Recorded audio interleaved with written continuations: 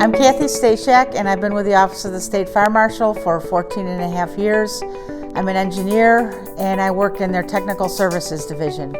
First and foremost, I'm a mom. I have 4 kids. They're all grown. 3 are married, and the other one I'm hoping will be married soon. I'm a retired firefighter from Des Plaines Fire Department. I was a firefighter paramedic, and then I was a firefighter inspector, and I retired after 20 years.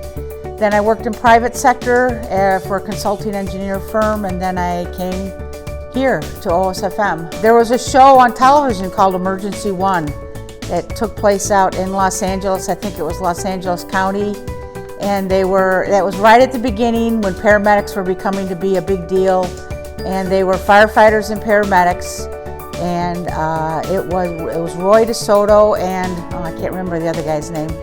But I love that show so much, and I just thought it was just the coolest thing to do. So what I did was, at the time I was in nursing school, and I gave up nursing school and decided I wanted to be a paramedic. And in Chicagoland, you have to be a firefighter, so that comes with a deal. And firefighting, it's just an amazing job. So I managed to get into EMT school and paramedic school. This was like back in 1977. And then I did my ride time with Des Plaines Fire Department. And while I was doing my ride time for paramedic, then I actually saw and learned by watching what they did as a firefighter, and just fell in love with it even more. And when I turned 21, then I started taking tests for fire departments.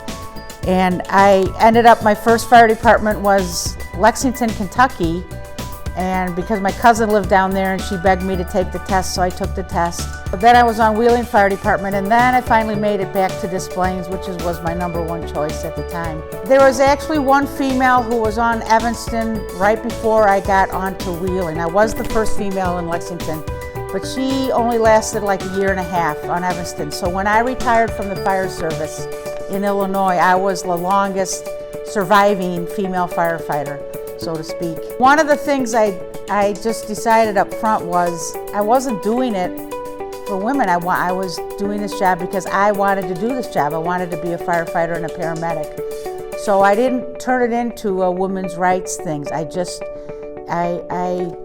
told everybody that talked to me, I said, you're gonna have to try hard, you're gonna have to work harder, you're gonna be scrutinized, but you just have to keep working hard and stick with it, and show them that you want to do the job, that you can do the job, and that you're just as good as they are, and to just don't give up.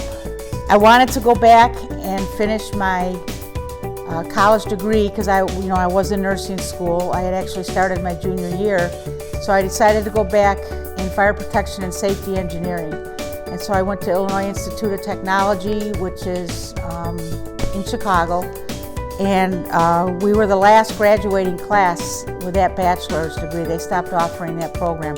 I was able to get into the Fire Prevention Bureau, and that's when I started getting involved with codes and doing inspections and getting to know and love codes. And then I was, with an architect, we were working on, it was a theater in Des Plaines, and I was complaining about the code and the requirements, that I didn't think it was strong enough for daycare centers.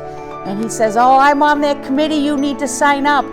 So I put in my application and I got on the committee, and the rest is history. I've been on technical committees for NFPA codes since 1991. To me, it's important to have, because they can kind of give you guidance on what to expect.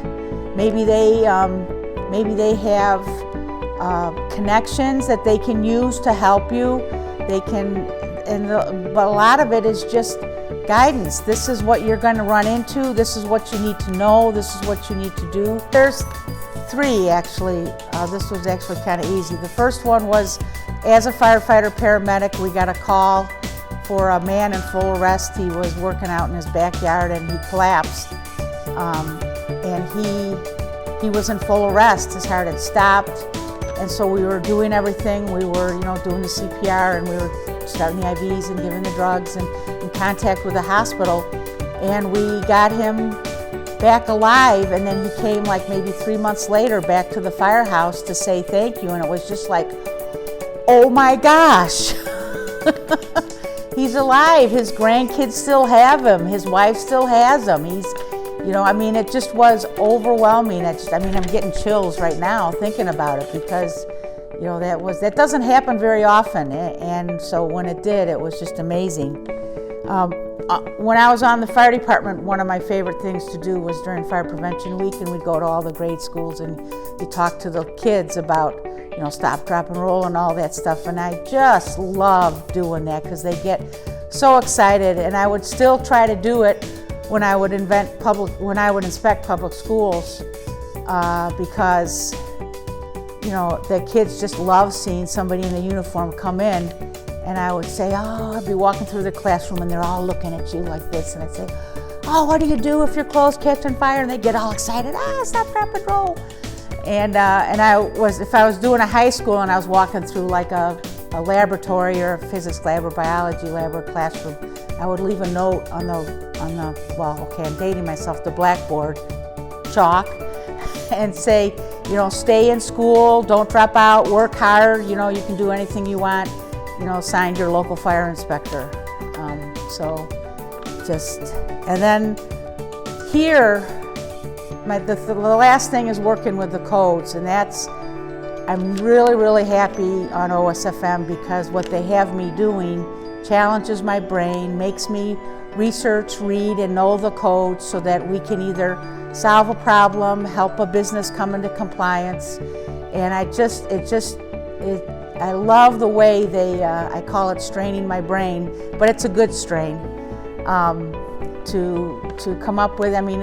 We had a great committee when we were working to adopt the 2015, and that was something I love. I love being on the code committees and coming up with, language that's good, and we try to come up with language that's going to help the businesses stay safe, but also stay in business. Anybody can do anything they want. And so if you want to be a firefighter, if you want to be a physicist, if you want to be a doctor, if you want to be whatever, be honest, work hard. You can do anything you want to do, and don't ever give up.